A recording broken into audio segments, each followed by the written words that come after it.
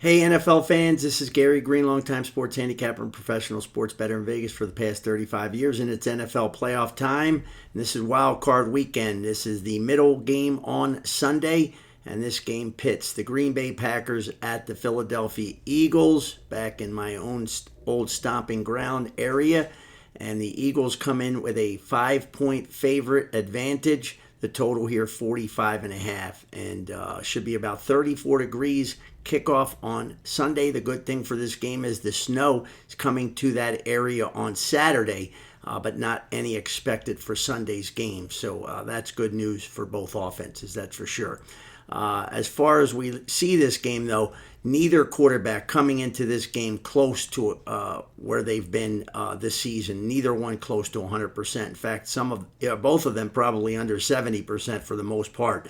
But this is an interesting wild card game. The most combined playoff wins ever by two teams playing a wild card game. 25 wins. The Eagles did not get any lucky break. Getting the Green Bay Packers as the number 7 seed, that is unbelievable, especially when we know that the Green Bay Packers last year in the same situation went to Dallas and beat the hell out of them. So that definitely gives them confidence. In fact, in that game, Green Bay was the youngest overall aged playoff team in, I think, ever. And this time around, they will be the second youngest team. So they do at least have some playoff experience. These two teams matched up in week number 1 in Brazil.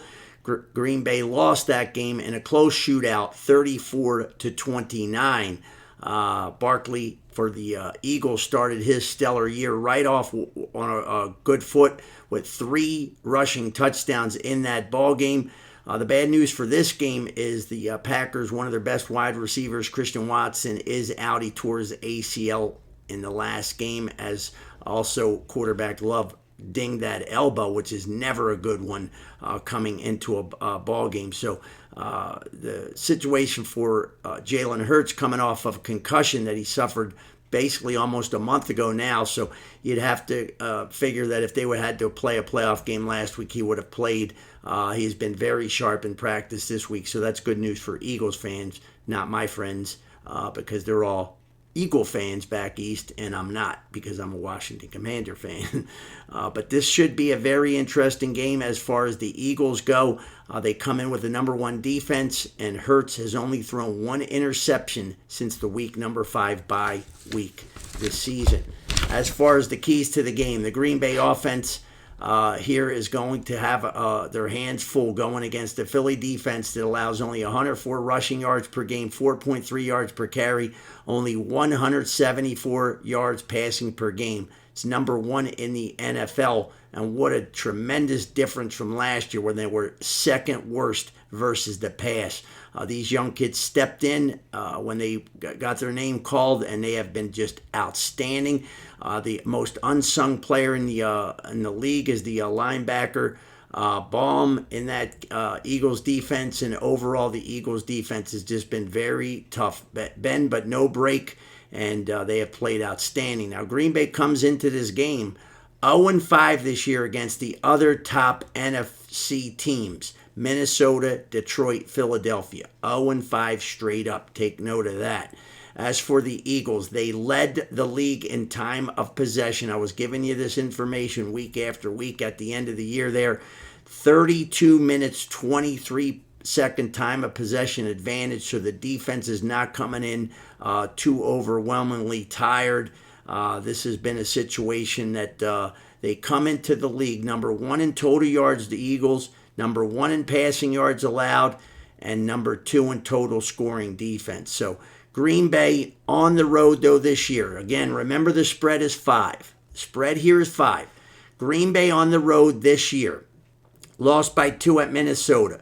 Won by 17 at Seattle. Lost by 3 at Detroit. Won by 1 in Chicago. Won by 3 at Jacksonville. Won by 5 at the LA Rams. Won by 16 at Tennessee. What does that mean? It means they would have covered this same spread in every road game thus far this year through the regular season. So we got 2 quarterbacks coming in with huge injury situations, which makes it really hard to know. I would expect both of them are going to go. The early week as of today on Friday was Love still a little tentative, not great in the practices, whereas Hurts looked very sharp. So you got to give an edge to the Eagles in that situation. I'd expect, though, the two defenses to be just a little bit better than the offenses in this game.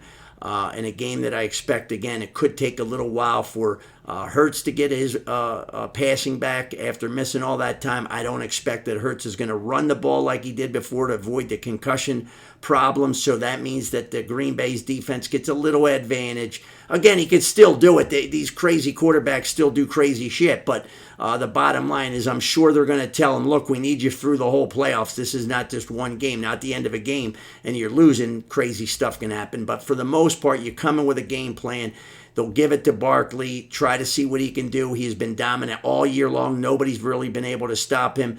But if you're able to know that Hurts is not going to run with the ball, you can overload a little bit and slow Barkley down a little bit. Maybe that slows down a drive or two from being long drives and makes him end up punting. I could see both of these coaches being conservative and punting the ball and trying to make the other offensive side drive the length of the field. Not too much craziness like you see with the Detroit Lions and Vikings. Teams like that are more willing and apt to go for it. I don't expect that the Eagles and the Green Bay Packers, with a little bit of an injury problem here, do that. But you have two really great running backs. That's a good thing. Green Bay might have to rely on Josh Jacobs, who's been phenomenal all year. The offensive line has really been great for the run game for Green Bay. But again, if Love were to go down, even the backup Willis is banged up. So no way I would be looking to bet to Green Bay, even with the situation where they would have covered every road game at this spread this year. I expect that the defenses are going to have their way over the offenses for most part. The cold weather could be very windy as well, and I've been in this stadium when it's windy. Not easy to pass the ball. God forbid either team's quarterback has to go out the backups. I wouldn't expect that they would rely on them to try to win the game. They would revert to the defenses to win the game. So I will go with the under 45.5 in this game and expect that this is going to be a lower scoring game. And if there's not crazy bad turnovers, even field goal kicking could be a difficult situation in the cold and the wind inside this whirling stadium. So I will go again under 45.5 between the Eagles and the Packers and bypass either team on the point spread. So hopefully you enjoy this game. Make sure you check out all our other videos at Gary Wins Videos for the NFL playoff games. And may you have a gigantic winning weekend. Stay safe out there, especially if you're in the bad weather. And for all the folks in California, I had two of my biggest clients, very rich people, lose their homes in the Pacific Palisades. Not a fun situation to be, so we pray for all them out there. So if you're in California, we're praying for you out there. Get rid of these fires and get this winds down. And again, we live in Vegas. We've been pretty lucky here so far, but you just realize how easily everything could go down. So count your blessings out there. Never bet what you cannot afford to lose. And have a winning weekend, everybody. God bless.